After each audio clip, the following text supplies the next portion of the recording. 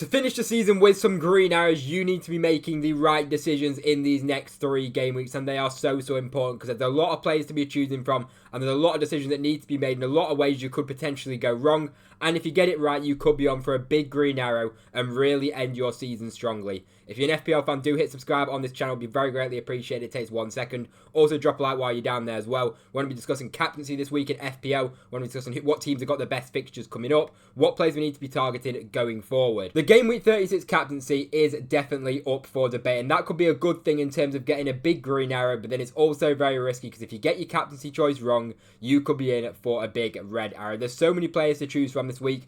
Mo Salah is normally the standout, is playing against Arsenal, which isn't an ideal fixture. Liverpool already having the league wrapped up. Mo Salah not been performing as well recently. I feel like people are going to be going for a different captaincy choice. As you can see on screen, I've got a lot of choices here. A lot of people might be choosing Kevin De Bruyne against Southampton. We've got Wissa as well, who's playing against Ipswich along with mbuemo. We're going to be discussing those two a bit later on in isolation. Then we're also going to be talking about Cunha as well. There's also Chris Wood as well. We've got the predicted points for these players, the upcoming fixture as well for these players coming forward. So let's jump into that. We'll start off with the upcoming fixtures for the end of the season and what teams we need to be targeting to finish off the season. Now, there was a lot of talk about a potential Aston Villa and Tottenham double game week with the game getting moved. It's only been moved 2 days further forward. The Aston Villa versus Spurs game as due to the Europa League, and that means it is staying in game week 37. So that's absolutely confirmed. No more double game weeks until the end of the season. So here, as you can see, the team at the top there is the team with the easiest fixtures. And at the bottom there, we've got about the top 10 teams for the best fixtures. So looking at it there, you've got Ipswich, but we don't really care about them. But then Nottingham Forest are second on the fixture ticker. A great fixture against Leicester, which is now like a number 1 fixture, dark green, meaning it's a number 1. It's the best fixture you can possibly get. Great fixture there. Good fixture against West Ham and then Chelsea on the final day. So Nottingham Forest are an interesting team to be going for. Of course, they do have the Champions League to potentially play for as well, but they're very much not in form as of right now. But then you've got Man City, who've been in good form recently. They play Southampton up next and then finish the season with Bournemouth and Fulham. So Man City assets, a lot of people already on that Man City triple up, which is absolutely valid. Everton, not really too many people owning any Everton players, or maybe potentially an odd defender they might own, but not really looking at any Everton players in my opinion. Brentford are definitely one to talk about. A lot of people going for mbuemo, a lot of people going for Wissa, a lot of people also talking about Sharda as well. I think at least having a double up on the Brentford attack going forward, I think is the right way to go to finish off this season. And I'd want to be getting them in this week. You look at that game against Ipswich, it's a great fixture. And 2 good fixtures after that against Fulham and Wolves, which I do really think Brentford can score a few goals. Bournemouth then have got a decent enough run of fixtures. They've got Man City in between though in 37, which isn't ideal. Aston Villa, a few people are talking about. For me, I'm not a big fan of Ollie Watkins personally. I prefer Chris Wood. I prefer Wissa. I prefer Cunha as well over Watkins for me personally, in my opinion. I think the only real Aston Villa one that I'd probably be looking at is Morgan Rogers, to be honest. And I wouldn't be transferring him in. If you already own him, then happy days. Wolves have a decent enough finish against Brighton, Crystal Palace and Brentford. Going forward, I think that's a good opportunity for Wolves. As far as for a player like Cunha, I think that's very good. And then the other teams, there's not really much point in talking about them because they're pretty irrelevant in FPL. But as I say, if you look on the fixture ticker, you've got Nottingham Forest up there. We should be targeting them.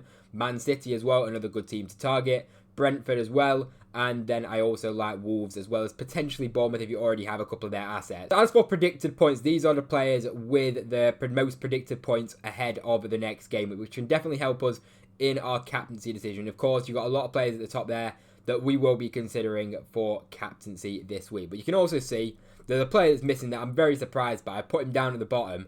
It's Kevin De Bruyne. He's only predicted to get 4.4 points against Southampton, which, I mean, I think that's crazy low. I think he's going to be pretty popular for captaincy this week if you own him. I personally can't get to him. My team, I've already got a triple up on Man City and 2 Man City defenders and Omar Marmoush. But speaking of Omar Marmoush, he is predicted to get the most points out of everybody on FPL in game week 36. Will he be my captain? Is it valid for me to put him as my captain? I'm not really thinking about him, to be honest. I mean, with the form that he's been in, he's not really been taking up very good positions recently. Haaland's coming back into the mix as well, potentially, for this game against Southampton. Things aren't looking great for Marmoush. You could maybe argue Haaland coming back into the team could actually free up Marmoush and potentially give him a different dynamic and maybe perform better and get some more points in FPL-wise. But I don't have enough faith in Marmoush right now to stick the captaincy on him. So I'm ruling him out personally. Then you look at the next player after that, it is actually Chris Wood. I don't own him personally. I've already spoken in my last video about Chris Wood, Wissa and Cunha, who's not even on the list, Matheus Cunha as well, which we'll speak about in a second. Yeah, I've already spoke about it. For me, I do think Vissa's the number one out of those three for me personally, just taking all three fixtures into consideration. And I actually put Matheus Cunha second as a differential. I just don't really trust Chris Wood and Nottingham Forest right now in the form they're in. I have no doubts about Nottingham Forest this week in game week 30 and game week 36 against Leicester. It's the other two fixtures after that where I do have my doubts with Nottingham Forest and Chris Wood. But I think as far as it goes this week, I absolutely wouldn't be against a Chris Wood captaincy this week. But it's just a bit frustrating how he's not really in form. He scored like 1 in his last 8, something like that. And as I say, Nottingham Forest aren't playing well, which is definitely something you need to consider before sticking the captaincy armband on him. Now we'll talk about mbuemo. Ipswich away, he's predicted 6.1 points, very high number of points there, almost number one, only just 0.3 points behind Omar Marmoush. Not a lot between those three players. For me personally, in my team, I'm kind of leaning towards the mbuemo captaincy. He's on penalties, and Brentford have got such a good fixture there against Ipswich, and Brentford are a very good side going forward. They always score goals. You always see involved mbuemo and Vista. That's so common with Brentford goals. So for me, I'm personally looking at mbuemo as my number one captaincy choice. I had him as captain last week. He got 5 points. It was okay, but we're hoping for a bit more against Ipswich. Mo Salah, he'll still be captained by people, but I don't think most of the players that are still engaged and at the top of the rankings, I don't think they'll be sticking the captaincy on Salah. People also even talking about getting rid of Salah. We'll talk about that a bit later on in the video. A lot of people potentially maybe moving on Salah to some other midfielders that look quite appealing right now. Alexander Isak's up there, but no one's really going to be captaining him against Chelsea. The other one I want to talk about is joao Wissa. Now, he's been the highest performing player in the whole of 2025. He's been at the heart of everything, it feels like, for Brentford. He's been better than mbuemo recently, really, for the vast majority of it, you'd say. So it's definitely a conversation to have. Is Wissa a better captain this week than mbuemo? It's just the fact that mbuemo gets that clean sheet point. If Brentford get a clean sheet defensively, he gets that extra point for a goal. And then having that as well, he's also on penalties as well. And that's 3 big upsides for mbuemo. Of course, if Wissa gets a goal, he'll be much higher up on the bonus. Of course, a goals affect forwards on the bonus much better. But for me, I do slightly just prefer mbuemo. But that's absolutely not to say that Wissa can't do well. I think they'll both do well this week, to be honest. And for me, I'm going to be probably going for mbuemo and hoping for the best, because Wissa will most likely be my transfer in to my team. As far as the clean sheet odds go, Nottingham Forest are actually the most likely team to keep a clean sheet against Leicester, which of course is a Leicester game at home. Leicester don't score a lot of goals. Leicester have struggled in the Premier League.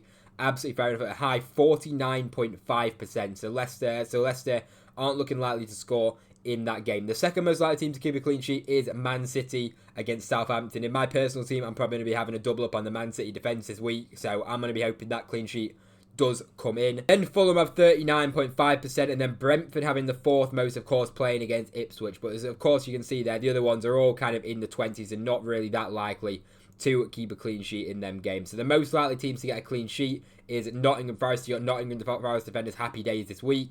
Man City as well, of course, having that 45%. Fulham as well have good percentage chance, and Brentford as well. But especially them first two teams, Nottingham Forest and Man City, do have a really nice chance of keeping a clean sheet in game week 36, which is good to see because we do own a lot of players from Nottingham Forest or Manchester City. I also just wanted to discuss briefly Mo Salah. Of course, he's been not great in recent weeks for Liverpool. You look at it since game week 30, really. He's only got 2 returns since game week 30 in 5 matches, blanked against Chelsea, and he just hasn't really looked as anywhere near as threatening as what he did in the first half of the season, up to game week 25, whatever it was.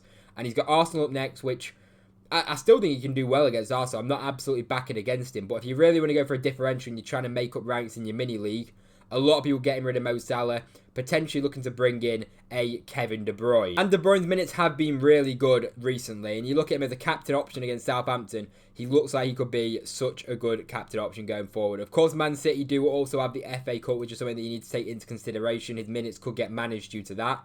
But you look at him, he's played pretty much 90 minutes, or at least 80 plus minutes, every single game week since game week 31. So in the game against Southampton, I think as a captaincy option, I really like him as a differential option. Not everyone can get to him like me and my team. I've already got 3 Man City players, and I'm not going to move to Kevin De Bruyne and take a hit and do all that just to get to him. That's too much for me. So he's already a pretty big differential at this point in comparison to a lot of players that people own. And as a captaincy option, when the captaincy is very split in terms of we don't really know who everybody's going to be going for, it's going to be very split between everybody, between like 4 or 5 players by the looks of it. Kevin De Bruyne could be a really good differential option. And if you back Kevin De Bruyne to do well against Southampton, he could be that good captain option for you this week. So there you go. As you can see, I've got all the captains that I think are very good on screen now again. And for me personally, my most likely captain will be Mbuemo. I don't own Kevin De Bruyne. I think I'd be leaning towards Kevin De Bruyne if I owned him. And then maybe Chris Wood, but I just don't trust him with the fixture, with the form that he's in and the form that Nottingham Forest are in. So for me, it's going to be Mbuemo, but I do also really like Kevin De Bruyne as well, but I personally can't get to him in my personal team. Anyway, if you enjoyed the video, drop a like down below. If you could subscribe to the channel as well, I'd be very greatly appreciated. It takes 1 second to subscribe. If you watch this point, you may as well hit subscribe. And if you like FPL content, this is the place to be. Thank you very much for watching, and I'll see you in the next one.